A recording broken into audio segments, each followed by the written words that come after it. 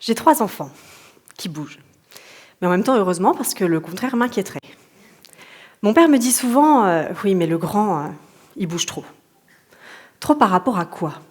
À d'autres, plus calmes sûrement, ou aux pensionnaires d'une maison de retraite, ça c'est fort probable. En tout cas, certains parents, et certains grands-parents en ce qui me concerne, pensent que ces enfants-là bougent trop, comme si quelque chose débordait d'eux. Ils sont bien actifs, hyper actifs. Nombreux sont les parents ou enseignants qui tentent de contenir ce débordement. Parfois, souvent même, ça ne marche pas, puisque c'est comme si un bassin de rétention d'eau pluviale était plein à ras-bord et qu'on veuille faire baisser le niveau sans ouvrir les vannes du barrage ni construire de canaux d'irrigation. Forcément, c'est compliqué, voire impossible. D'autant plus que la vie, et donc la pluie, si on veut filer la métaphore, fait que le niveau monte forcément à certains moments. Est-ce qu'ils sont à la base des enfants sujets à être plus vite débordés, chez qui il pleut plus, ou est-ce le contexte dans lequel ils sont qui génère ça? C'est une vraie question, que je me suis particulièrement posée lorsque j'ai rencontré la maîtresse de Gaspard, 10 ans, qui ne sait plus comment faire avec lui. Elle a vraiment besoin d'aide parce que ça se passe très mal à l'école. Elle a la boule au ventre le matin, tellement elle appréhende sa journée. Elle a plusieurs années de carrière derrière elle, et des enfants hyperactifs, elle en a vu. Mais alors cet enfant-là... Et pour le coup, c'est vrai qu'il est assez puissant. Elle m'explique que ce qu'il fait le plus en ce moment, c'est qu'il imite des bruits d'animaux. Il fait l'éléphant, le lion et même le singe. Vous remarquerez son goût assez prononcé pour les animaux de la jungle. Ce qu'elle essaye de faire dans un premier temps, quand elle sent qu'il s'agite, elle lui demande de se calmer. C'est parfaitement logique. Mais donc, c'est comme si elle fermait la vanne. Là, elle m'explique qu'il la regarde fixement et qu'il pousse un barrissement. Ça commence à déborder, quoi. Elle lui explique, on ne fait pas ça. Ça perturbe la classe, ça n'est pas respectueux. Et dès qu'elle a le dos tourné, il rugit. C'en est trop, elle le punit dans un coin de sa classe, elle lui réexplique sensiblement les mêmes choses. Et là, il sort du coin en faisant le singe, gestuel et bruitage. Je ne vais pas vous le faire là maintenant parce que c'est un peu gênant. Mais après quelques verres au cocktail, c'est pas impossible. Ce qu'elle essaye de faire à ce moment-là, c'est qu'elle essaye de l'attraper, parce que c'est trop insupportable pour elle. Mais c'est pas une chose facile, parce qu'il saute par-dessus les tables, par-dessus les chaises, Ouistiti en puissance.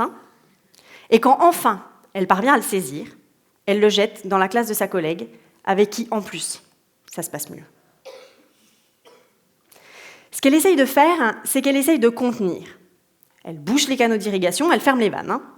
Là, ça déborde tellement dans la classe que c'est les inondations. Un vrai climat tropical. La mousson. Je lui demande donc s'il serait possible d'essayer quelque chose d'un peu différent et de voir un peu comment ça se comporte quand elle ouvre les vannes du barrage, quand elle sent que c'est la mousson. Et bien sûr, de ne plus jouer à Tarzan dans la classe. Parce que là, il a trouvé une Jen, et l'épisode Jen à la poursuite du singe maudit est visiblement son épisode préféré. Alors, elle a trouvé ça bizarre au début, puisque concrètement, ce qu'elle devait faire, c'était donc ouvrir les vannes du barrage au moindre signe de pluie, limite à l'arrivée des gros nuages noirs. En disant à Gaspard, là, tu as vraiment besoin de faire les animaux de la jungle, c'est important pour toi, donc vas-y. Tu commences par quoi? L'éléphant, tu nous le fais vraiment très bien. Le lion, il est pas mal non plus. Mais l'hippopotame, tu nous l'as jamais fait, ce serait intéressant. Et puis, ça l'a amusée. Ce qu'elle redoutait tant avant était devenu l'objectif du prochain jour de classe, faire à Gaspard tous les animaux de la jungle. Alors il a en effet un peu fait les animaux de la jungle, il a fait l'éléphant dans les rangs, c'était inédit, et puis, encouragé par sa maîtresse, il a dû trouver ça moins intéressant et ne l'a plus trop fait. Comme si finalement sa maîtresse avait vidé le bassin de rétention, et puisqu'elle n'essayait plus de contenir, il n'y avait plus de débordement. En ce qui concerne les troubles de la concentration, nous sommes souvent sur le même schéma. C'est-à-dire que très souvent, quand un enfant est dans la lune, on tente de le ramener, de lui dire « Allez, concentre-toi, sois à ce que tu fais, ne te disperse pas ». Parfois ça marche et donc ça va. Mais quand ça ne fonctionne pas, quand on est sans arrêt obligé de ramener ces enfants qui se concentrent grand maximum 2 minutes, alors nous voyons là 3 risques. Le premier, c'est que la relation se dégrade rapidement entre celui qui ramène, souvent le parent ou l'enseignant, et l'enfant. Je vous laisse imaginer comment vous vous sentiriez si on essayait sans arrêt de vous ramener alors que vous êtes en train de rêvasser. Le deuxième risque, c'est que l'enfant ne sache plus se concentrer seul et qu'il perde du plaisir à se concentrer, ce qui est dommageable puisque les apprentissages se font dans le plaisir. Et le troisième, enfin, c'est qu'on envoie le message à l'enfant qu'il est inadéquat, qu'il est différent des autres, et qu'on lui colle une étiquette comme celle de troublé de l'attention, par exemple. Étiquette qui, malheureusement, une fois collée, ne s'enlève pas facilement. Prenons par exemple le moment des devoirs. Et pour illustrer ce que beaucoup de familles françaises vivent, je vais vous raconter l'histoire de deux parents qui sont venus en consultation pour que j'aide leur fils qui souffre du fameux TDA, le trouble du déficit de l'attention. Puisqu'il a ce handicap, ses parents redoublent d'efforts pour qu'il se concentre plus. Entre nous, s'ils sont là, c'est que c'est un échec. Il m'explique donc, seul, en première séance, je les reçois sans Quentin, il m'explique que le soir, c'est vraiment très compliqué. Le moment des devoirs dure une éternité. Et il n'est qu'en 6e, ce qui laisse présager que ça va empirer. Quand je dis une éternité, c'est 2h15. C'est beaucoup, surtout quand ça se passe mal.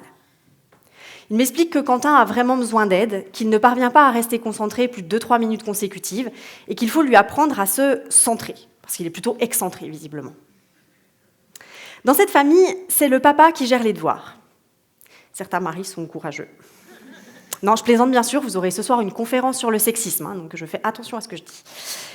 Donc, pour bien comprendre ce qui se passe, je demande à ce papa de me raconter la scène de la veille. Il m'explique que, comme chaque soir, Quentin est rentré vers 17h, 17h30, il a goûté, et puis ils s'y sont mis.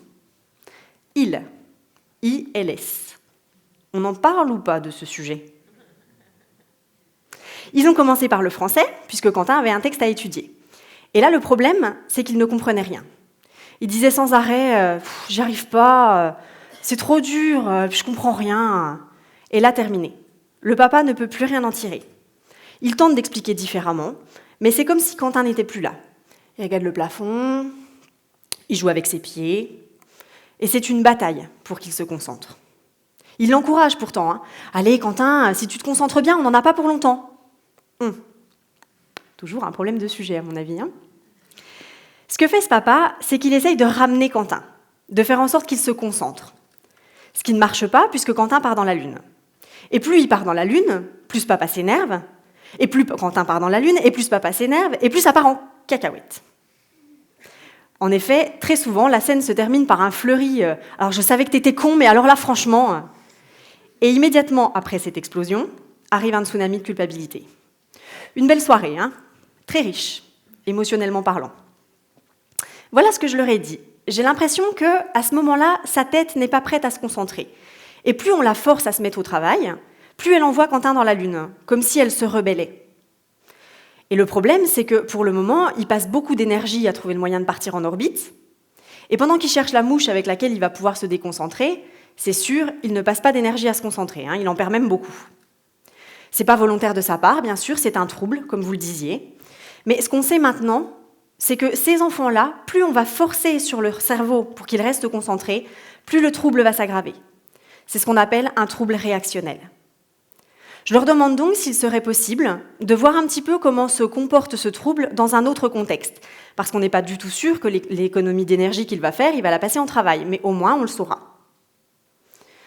Ainsi, concrètement, il va falloir dire à Quentin, le soir, au moment des devoirs, que vous êtes désolé d'avoir forcé sa tête à se concentrer alors qu'elle n'était pas prête. Il va vous regarder bizarrement, mais c'est pas grave.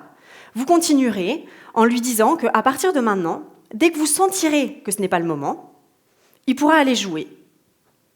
C'est vraiment très important de tenir ça jusqu'au prochain rendez-vous pour qu'on voit un peu comment ça se passe. Et donc j'insiste, au moindre signe de déconcentration, vous direz à Quentin « c'est pas le moment, chérie. Ta tête n'est pas prête, va plutôt jouer et ne reviens que si elle est d'accord. Et puis si elle n'est pas d'accord, tu feras pas tes devoirs et puis ta moyenne baissera et puis en même temps… » Ce papa m'a dit que ça n'allait pas être facile, mais que sur une quinzaine de jours, il voulait bien essayer. En revanche, il était convaincu que Quentin ne ferait rien, ce qui était fort probable, mais au moins, nous saurons à ce moment-là à quelle échelle se situe son TDA, puisque nous saurons exactement combien de temps il est capable de se concentrer seul. 15 jours plus tard, ils sont revenus me raconter comment ça s'était passé. À l'annonce, Quentin a en effet fait une tête un peu étrange. Et puis, comme d'habitude, au moment de faire les mathématiques, Quentin a bougé un peu ses pieds, et donc son papa lui a dit ce qui était convenu. Et il est parti jouer dans le jardin, au foot, pendant 3 quarts d'heure. Mais son papa me raconte que c'était bizarre, parce que de temps en temps, il regardait par la fenêtre avec un air un peu étonné. C'est parfaitement logique, hein ? Quentin devait s'attendre à ce que son père revienne le chercher, puisqu'il était habitué à ce que ce soit lui qui organise son temps de travail le soir. Mais ce papa a tenu et il n'est pas retourné le chercher. Quentin n'a pas travaillé, et ce pendant 3 soirs consécutifs. Mais le 4e, aussi improbable que ça puisse paraître, au bout de 10 minutes de foot dans le jardin, il est revenu dans le salon et il a dit à son père « Bon, papa, il faut quand même que je les fasse, les exercices de maths, parce que sinon je vais me faire engueuler par la prof, c'est obligé. » Et il s'est mis à ses maths. Et il a travaillé pendant plus de 20 minutes, jusqu'à finir ses exercices. Le lendemain, de la même façon, quand ils se sont installés et qu'il a commencé à bâiller, son père lui a dit d'aller jouer, et là, Quentin a insisté. Il a dit « Non, mais c'est bon, papa, je dois juste compléter un texte à trous, je vais y arriver, et puis c'est pas la peine que tu restes. Je t'appelle quand j'ai fini. » Vous remarquerez le changement de sujet. Hein.